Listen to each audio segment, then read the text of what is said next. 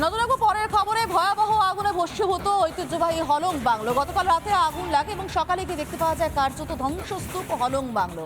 ঐতিহ্যবাহী হলং বাংলে আগুন লেগেছিল গতকাল রাত্রিবেলা এবং যেরকমটা জানতে পারা যাচ্ছে ৩ নম্বর ঘর থেকে আগুন লাগে। বন দপ্তরের আধিকারিকরা অন্তত সেরকমটাই বলছেন। তারপরে আগুন ছড়িয়ে পড়ে এবং দীর্ঘক্ষণ চেষ্টার পর আগুন নিয়ন্ত্রণে আসে। শর্ট সার্কিট থেকেই আগুন বলে প্রাথমিকভাবে অনুমান। তবে প্রশ্ন হচ্ছে এই মুহূর্তে তো বন্ধ ছিল হলং বাংলো, ক্লোজার ছিল, এই সময়টাতে কেউ যান না, পর্যটকরা থাকেন না, তাহলে কি হবে আগুনটা লাগলো? বিট্টু রয়েছে সরাসরি। বিট্টু, তুমি স্থানীয় বাসিন্দাদের সঙ্গে এর আগে কথা বলেছো, সকাল থেকে কথা বলেছো, তারাও একাধিক প্রশ্ন তুলছেন এবং সত্যিই তো এই প্রশ্নটা উঠছে যে এই সময় বর্ষার সময় 16 জুন থেকে জঙ্গলটাই বন্ধ থাকে, সেই জায়গায় দাঁড়িয়ে থেকে হলং বাংলোতে তো বৈদ্যুতিক সংযোগ থাকারই কথা না, কিছু অন থাকার কথা না, কোনো ইলেকট্রিক্যাল কিছুই তো অন থাকার কথা না, শর্ট সার্কিটটা হলো কিভাবে?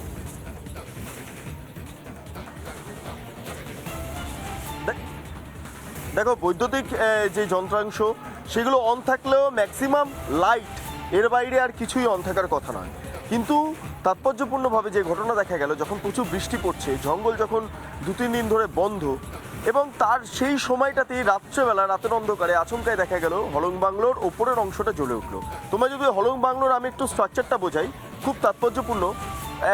ফার্স্ট ফ্লোর, গ্রাউন্ড ফ্লোর এবং ফার্স্ট ফ্লোর, অর্থাৎ দ্বিতল যেই বাংলো, সেই বাংলোর ওপরের যে অংশটা, তার মধ্যে 3টে রুম ভিআইপির জন্য থাকে, যার মধ্যে একটা রুম যেটা 4 নম্বর রুম, সেটা ভিভিআইপিদের জন্য, যেখানে জ্যোতিবাবু ছিলেন, যেখানে মমতা বন্দ্যোপাধ্যায় এসে মাঝে মধ্যে থাকতেন। কয়েকদিন আগে ফিরহাদ হাকিম তিনি পর্যন্ত এসেছিলেন, সেখানেই ছিলেন।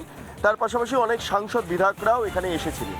অর্থাৎ 4 নম্বর রুম, যেটা আমরা দুটো সূত্র আমরা পাচ্ছি। প্রথমত কেউ বলছেন 3 নম্বর রুম থেকে আগুন লেগেছে, কেউ বলছেন 4 নম্বর রুম অর্থাৎ যেটা ভিভিআইপি রুম, সেখান থেকে আগুন লেগেছে। অর্থাৎ এখানে একটা প্রথমত মতানৈক্য রয়েছে। এই মতানৈক্য আসার অন্যতম কারণ যেটা আমরা জানতে পারছি, তার কারণ এখনো পর্যন্ত তদন্ত প্রক্রিয়া সম্পন্ন হয়নি। দ্বিতীয়ত তোমায় জানিয়ে রাখি, যখন জঙ্গল বন্ধ সেই সময় আচমকা যখন স্টাফ কোয়ার্টার পাশে রয়েছে, স্টাফ কোয়ার্টার যখন আলাদা করে পৃথকভাবে রাখা রয়েছে, তাহলে যেই ফাঁকা একটা জায়গা সেখানে আচমকাই এরমভাবে আগুন লাগলো কেন, সেটা নিয়ে ইতিমধ্যে বন বিভাগের অভ্যন্তরে প্রশ্ন উঠতে শুরু করেছে। আমরা আরও খবর পাচ্ছি, কিছুক্ষণ বাদে বন বিভাগের যারা আধিকারিকরা রয়েছেন, তারা এই চত্বর, যেটা আমরা 2 নম্বর গেটে দাঁড়িয়ে আছি জলদাপাড়া অভয়ারণ্যে, সেই 2 নম্বর গেটের যেই চত্বর রয়েছে, সেখান থেকে 9 কিলোমিটার দূর হলং বাংলো, সেই দিকে মূলত এই যারা তদন্তকারী অফিসাররা, বন দপ্তর অফিসাররা, তারা প্রবেশ করবেন। এখনও পর্যন্ত পুলিশ আধিকারিকরা, দমকলের আধিকারিকরা এবং বন বিভাগের একাধিক কর্মী তারা ভেতরে গিয়েছেন, তদন্ত চলছে কিভাবে গোটা আগুন লাগলো। কিন্তু বিজেপির একাংশ তারা অভিযোগ করছেন এই চত্বরে একটা জমি মাফিয়া সংক্রান্ত বিষয় সামনে আসছে। প্রথমত বন বিভাগ, দ্বিতীয়ত হচ্ছে সেখানে যদি বেসরকারি কোনো সংস্থা যদি হোটেল নির্মাণ করতে চায় বা হলং বাংলোকে তাদের অধীনে নিতে চায়, তাহলে সেক্ষেত্রে দাঁড়িয়ে এই হলং বাংলোর বিরুদ্ধে একটা ষড়যন্ত্র তত্ত্ব তৈরি করতে হতো, এবং সেই কারণে কি আগুন লেগেছে সেটা নিয়েও কিন্তু প্রশ্ন বিস্তার সমাপ্ত। একদমই বিট্টু, এবং ষড়যন্ত্রের তত্ত্ব ইতিমধ্যে বিভিন্ন মহল থেকে প্রশ্ন উঠতে শুরু করেছে। কাঠের হলং বাংলোর বদলে কংক্রিটের কোনো ইমারতের জন্যই কি এই আগুন? এই প্রশ্ন উঠছে, নিশ্চয়ই উত্তরটা তদন্ত সাপেক্ষ, আমরা নজর রাখবো। আমরা দেখে নেব জলদাপাড়া লজ অ্যাসোসিয়েশনের সম্পাদক বিশ্বজিৎ শাহ, তিনি কি বলছেন এই হলং বাংলো নিয়ে।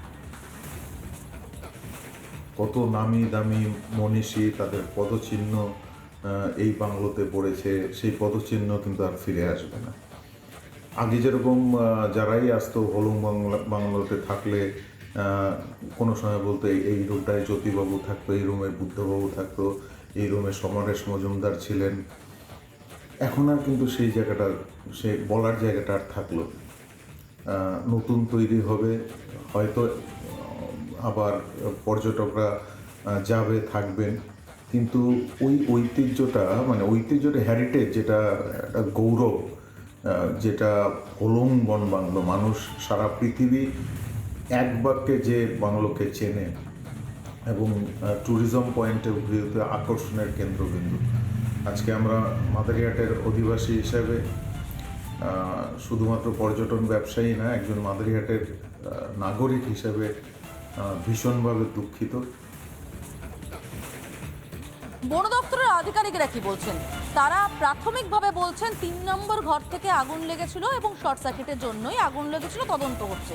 শুনবো তাদের বক্তব্য, পাশাপাশি শুনবো দমকল কি বলছে।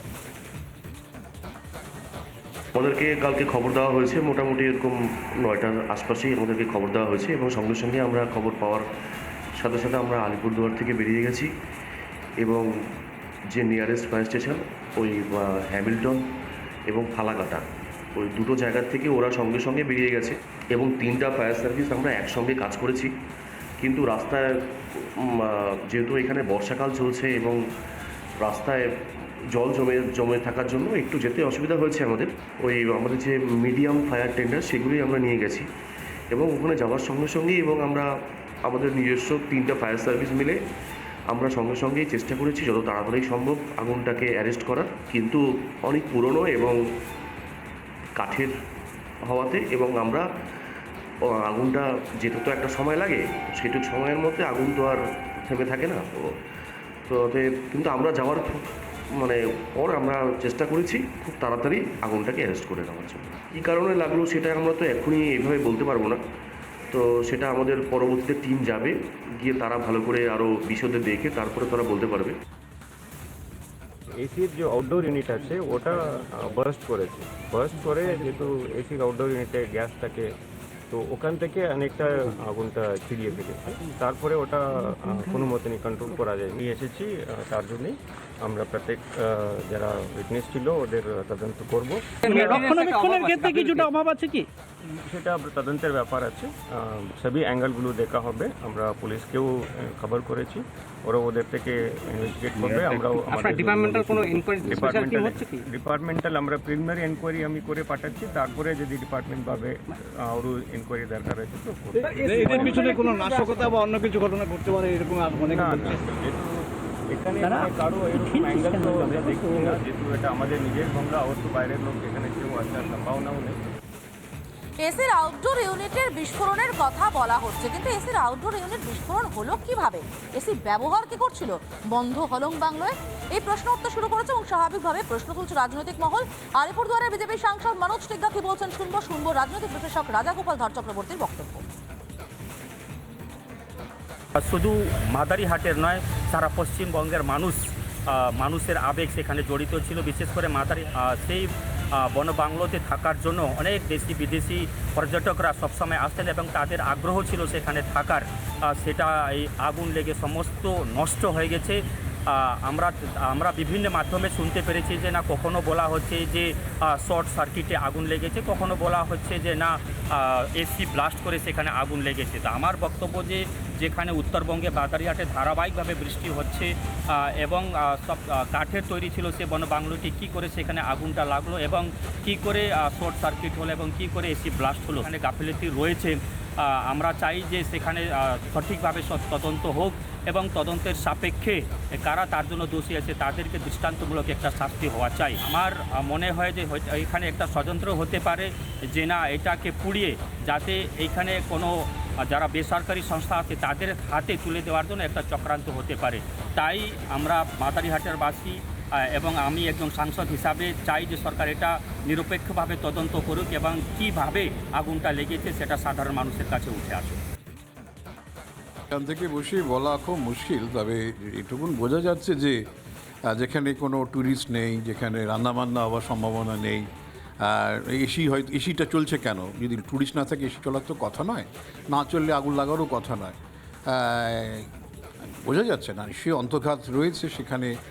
যারা জঙ্গলের মতন জায়গাতে দেশের ঐতিহ্য রক্ষা করতে পারে না, বাঘ ভাল্লুক যা আছে সবই তো মেরে ফেলছে।